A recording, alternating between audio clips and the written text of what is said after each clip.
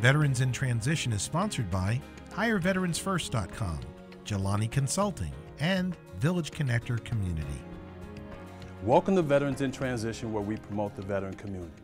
Each week, we travel around the region highlighting veteran-related news, issues, and events. Whether you're a veteran business owner providing products and services to the government or the private sector, giving back to the community, or in transition to civilian life, we tell your story.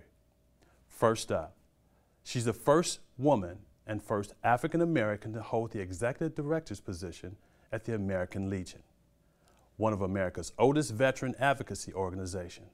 Correspondent Angel Livers sat down with Verna Jones. You've been in your role as the first female executive director of the American Legion. What would you say has been your most memorable achievement thus far? Yeah, there's so many things. This is such a great opportunity to be able to have, to be able to serve in this capacity. You know, there are a lot of things that veterans need, and it gives people who normally wouldn't be considered for particular positions definitely hope to say, you know, if I work hard, I can do this too. So there have been times when I've been out traveling and there have been young women who will come up and say, you know, I'm a junior in college, or I've just graduated and I've been following you, and it just, you know, gives me hope and confidence to know that I can do the same thing. So those things are very memorable. How do you think the trajectory and the American Legion have shifted since your presence? We were founded in 1919, and things were very different. And, you know, although, you know, men of all colors, all races, fought in the same war, when they came back, the American Legion had different posts. There were posts where predominantly African Americans went to, you know, share their stories and have that comradeship, and then posts that were considered the white post. And so for over the years, it's just always been, you know, a white male in this position. I think now it just raises the awareness that the face of the military is changing and the face of veterans are changing. And so being the organization that we are, we have to change with it. And, you know, most people have been very receptive. It's all about having the passion and the heart to take care of veterans. And, you know, our 2.2 million members, they look for that. And I think they are now, you know, saying it doesn't matter what that person looks like. It's that the person has the head and the heart to take care of our veterans, and that's what's important. Now, for the people who may not know the role and responsibilities of the American Legion. So the American Legion is the nation's largest wartime veterans service organization, founded in 1919 under the 4 principles or pillars of taking care of our veterans, mentoring our youth, promoting patriotism and pride, and promoting a strong national defense. And so we do that by our divisions. We have the legislative division here in Washington, D.C., our Veteran Affairs and Rehabilitation Division, Veterans Employment and Education, and National Security. We go out and make sure that veterans get their health care that they deserve, make sure they receive the disability compensation. We have over 3,000 accredited and trained professional representatives across the country to do that. We liaison directly with the President, with DOD, with Congress, with the VA, and all other community partners and those who have an interest in veterans. Can you speak to me a little bit about the choice cards? Are those still in effect? Are they working? The Choice Act was set up to be a temporary program. Veterans who were more than 40 miles from the nearest VA facility, or who could not be seen within 30 days at their VA, they had the option to go out and find a facility. Now, for that temporary time and for what it was needed for, Choice was a great program. But the VA also has a program, fee basis, which they were doing the same thing. If they could not accommodate the veteran, they would buy the veteran purchase care, which was our fee basis program. Veterans are still going to be taken care of under that VA healthcare system, because if they're not able to be seen by the VA, if they can't provide those services, or it's not advantageous for the veteran to drive to their local facility, the VA will still purchase care and take care of veterans. You transitioned from your military life about 11 years ago. That's right. Can you tell me a little bit about what that experience was like for you? I think that, especially at that time, the TAPS program and the transition program wasn't as strong as it is right now. I just, you know, I was getting out of the military and I thought, there's so many opportunities, and it won't be that big of a transition. I'm going to be living in the same area. I'll just go from one job, just get out and find something different. But it was a big transition. I didn't take advantage of the TAPS program. Back then, they didn't make you go. It wasn't mandatory. It just signed the paperwork, and I was looking at the clock ready to get out of there. And what I found after being so excited a couple of weeks, have nothing to do, I don't have to put on a uniform, nobody tells me what to do, was that there was a whole big world out there, and I had spent the last 8 years of my life knowing exactly what I was going to wear to work, knowing exactly what time I was going to be there, being told what to do all the time, and the transition was a little bit bigger than I thought. So I looked for jobs, and really with my background, I worked finance in the military personnel, and I thought it'll be so easy for me to get a job. I hadn't properly taken advantage of the resources in the military, and so my resume didn't look like a civilian resume. So I kind of had to start all over again and just work that from the outside without the resources that I would have been privy to still being in the military. Did you have any major hardships throughout that transitional period? Well, when I got out, I got married to someone who was in the military, so it was still kind of attached to the military. Had been a long-term relationship, and it didn't quite work out. He had been deployed and had some issues, and I found myself in an abusive situation. And going through that and not having, family in that particular area, because I stayed in where I transitioned, and my family was in North Carolina. I found myself being, I was alone and not really having anyone to talk to or really have that support group that I needed. So I ended up transferring. I found a job at the Department of Labor and worked there for a little bit and transitioned to get out of that personal situation I was in. And I found myself homeless. I was, lived in my car for about 17 days. And, people talk about chronic homelessness, but I'll tell you from experience, one day without somewhere to live is a hardship. And, for me, fortunately, I didn't have children, and it was just me to take care of. But, it was a lot to deal with, not knowing who to talk to or where to go and how to really manage that situation.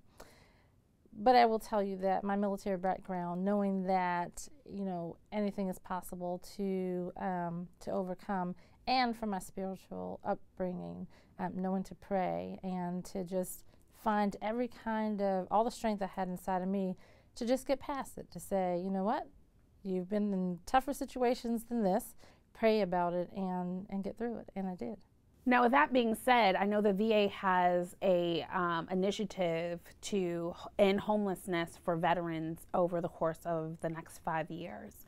Can you talk to us a little bit about that? I think any program that's set up to help segments of veterans that need help, like homeless veterans and veterans with, PTSD, or those at-risk groups. But I will tell you that to end homelessness and to put a time period on it, 5 years, I think is an overstatement of what really can be happened. You'd have to end, mental illness, domestic violence, drug and alcohol abuse, balance the budget. How can you do all of that in 5 years? Now, I think that we can lower the homelessness rate, and I think that the VA has done a great job at doing that. But when you look at numbers and you talk about functional zero, having been in that situation, even if only for 17 days, there's nothing functional about not having a home to go to. And then you couple that with veterans who have families. Imagine a mother who has a baby, has her children. She knows that if she goes to the VA and says that I'm homeless, and if they don't have anywhere for her, the first initial thing is they're probably going to try to take her children away. What mother would do that? So instead, huddles up with her children at night in an abandoned building or her home, or from place to place on someone's sofa, wherever she can go. And I think that we have to find a way to make sure that you can keep the family intact, because that's truly what's important. It's just, imagine a man who can't provide for his family, who wants to go out and find a job, and you don't know where your family's going to be. They're somewhere where they're not warm, or they're, it's very hot, or they don't have food. So I think that we have to take a holistic approach to taking care of the entire family, the entire veteran, and everything that goes along with him or her. What would you say would be some great resources for women transitioning out of the military? What would be your words of encouragement to them? The first thing I'll say is be honest with yourself. Everybody has a story. And if you've gone through some of the things that, as I mentioned earlier, that I've gone through, be willing to tell your story. But at your time, it's your story. But the story that you tell and the things that you've gone through really could help someone else. And it provides, at least for me, healing. The more I tell my story, the more I'm aware that there are other women or other service members who go through this. And one of the worst things is to feel alone, like no one understands, nobody else has been through this. So, you know, take advantage of all the resources that the military has to offer. Before you get out, there's a wonderful TAP program. There's the Soldier for Life, Marine for Life programs, if you're in one of those branches of the military. You know, reach out to those resources and make sure that you just have a support group. Talk to your family, you know, talk to people who you're close to. And most of all, love and respect yourself and understand that only goodness and greatness is meant for you. And we all have the ability and the power to do that.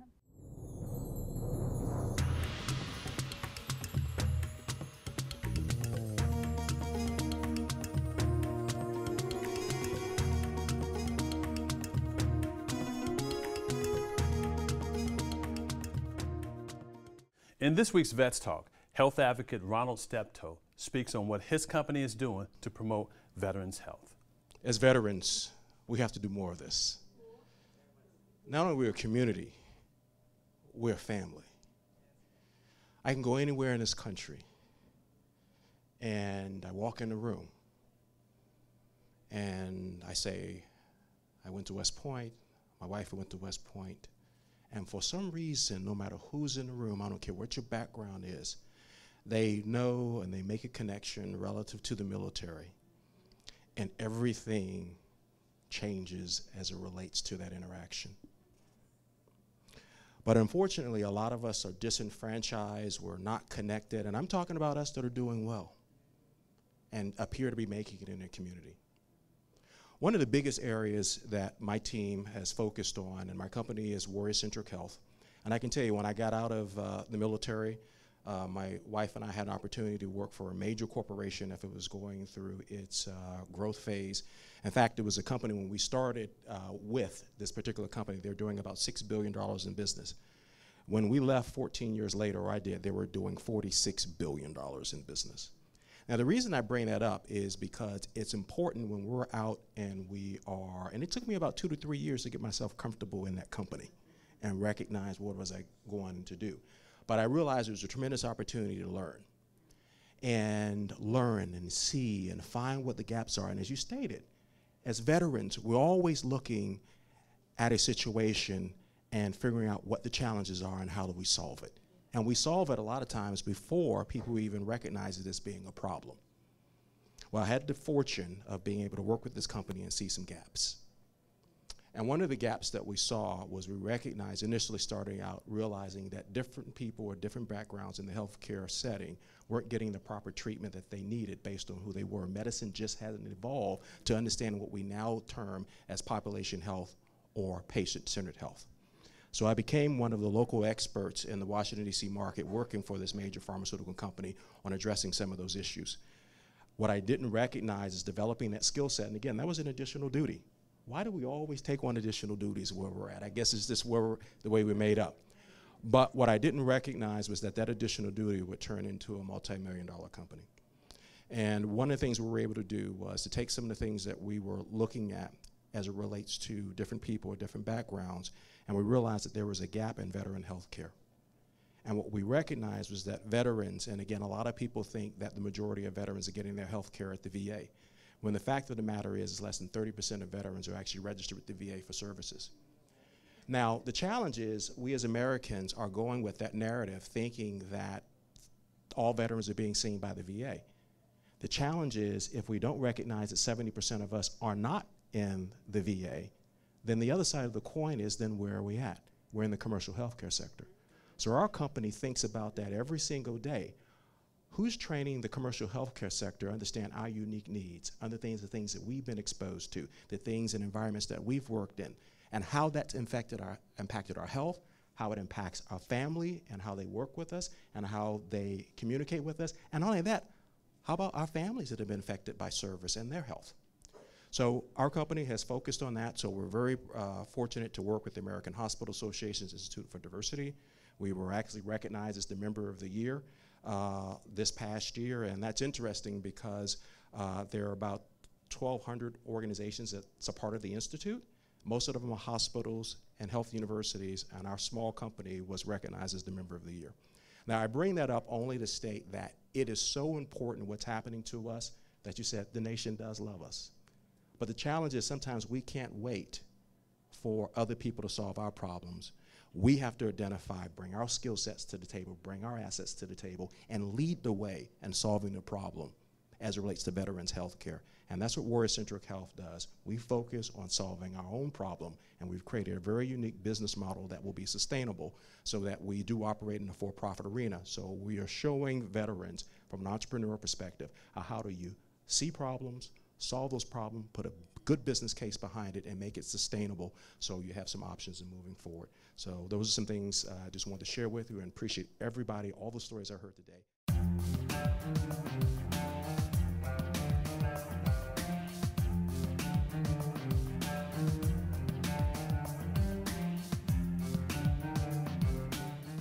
What are your company values? In this Redmond Rules, Stacy Redmond, President and CEO of SAMS, shares the importance of company values. The value of values. Values define us. They determine who we are and where we're headed. When something is that important, don't you think you would see it everywhere? Unfortunately, many companies don't take the time to define their core values, which results in dysfunctional teams. Whether explicit or implicit, every company operates by some set of values. If you're not defining them, they're probably defining you. Take some time and really think about who you are as a company. If you can't easily identify what your values are, or if they aren't even part of the discussion, maybe it's time you reconsider how much you value values.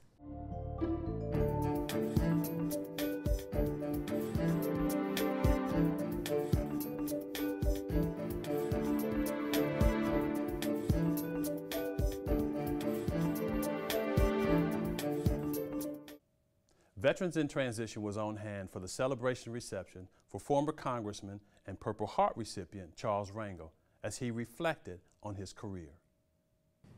If there's one thing that I knew something about, it was hard times on Lenox Avenue. You can play all this patriot and hero thing, but when I joined the Army, I didn't even know where the hell Korea was. And when Harry Truman said that on June the 25th, the 2nd Infantry Division was going to go over there because the United Nations had mandated under his leadership to clean up some police action, I couldn't wait to go because I thought it was a civil service job. I could come back, and what the hell? For 13 days, we were on that boat from Fort Lewis, Washington to Busan. And I learned that this was the real thing. Needless to say, we thought it was victorious until the Chinese came in.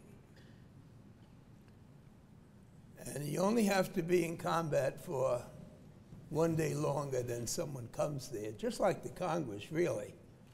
If a guy's been here 1 year and you haven't been here 1 day, he's a veteran.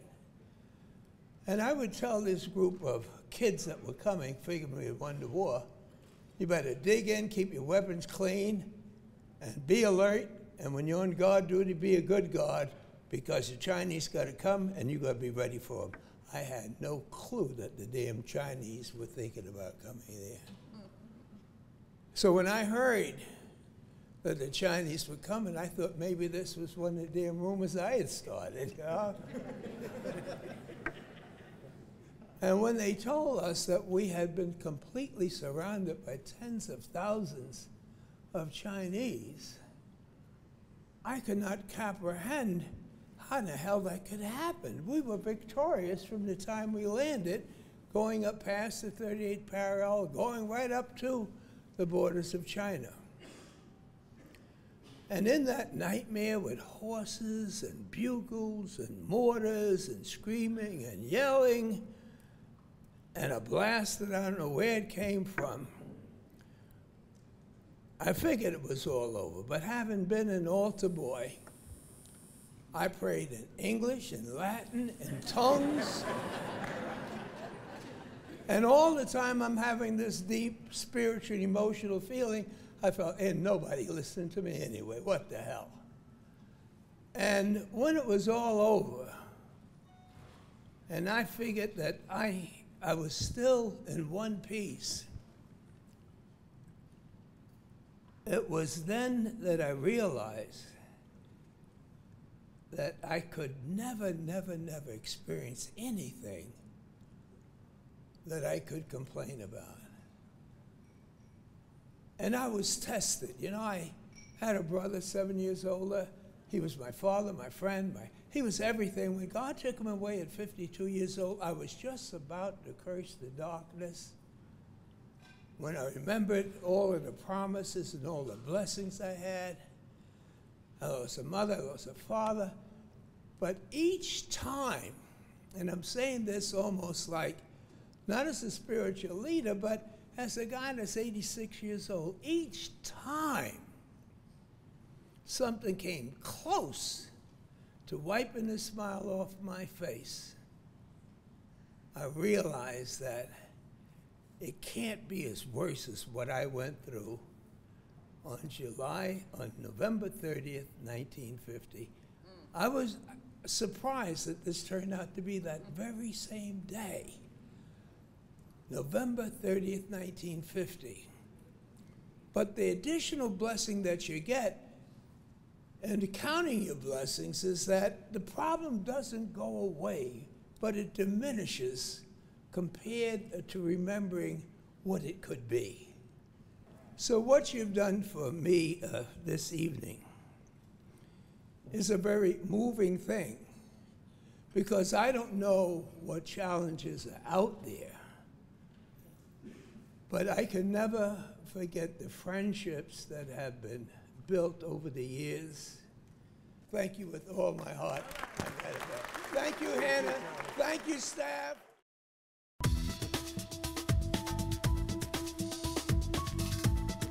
A little bit about my background. Actually, I'm a military brat. I was born in Portsmouth, Virginia, and my dad was in the Air Force.